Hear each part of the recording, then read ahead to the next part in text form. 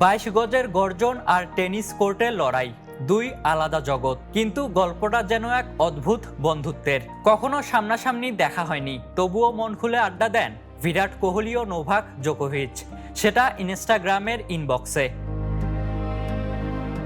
গল্পের শুরুটা সিনেমার মতো।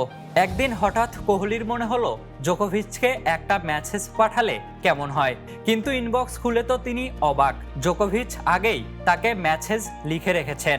প্রথমে বিশ্বাসই হয়নি কোহলির, পরে বুঝলেন এটাই সত্যি। সেখান থেকেই শুরু কথা বলা, ধীরে ধীরে এক অদেখা বন্ধুত্ব। দুজনের বন্ধুত্বের জায়গাটা আরো গভীর একটা জিনিসে, সেটা ফিটনেস। কোহলি নিজের জীবন যাপন পাল্টে কঠোর অনুশীলনে ঢুকেছেন, আর জোকোভিচ ডায়েট আর শৃঙ্খলায় নিজেকে নিয়ে গেছেন অনন্য উচ্চতায়। আর তাই তো একজন আরেকজনকে অনুপ্রাণিত করেন নীরবে। কোহলির কারণে জোকোভিচ ক্রিকেট দেখতেও নাকি শুরু করেছেন, আর তার ইচ্ছা একদিন ভারতে এসে ক্রিকেট খেলবেন দুজন মিলে, করবেন গল্প। দেখা হয়নি এখনো, কিন্তু গল্পটা যেন অনেক দিনের বন্ধুত্বেরই। Ishtiaq Mahin, the news.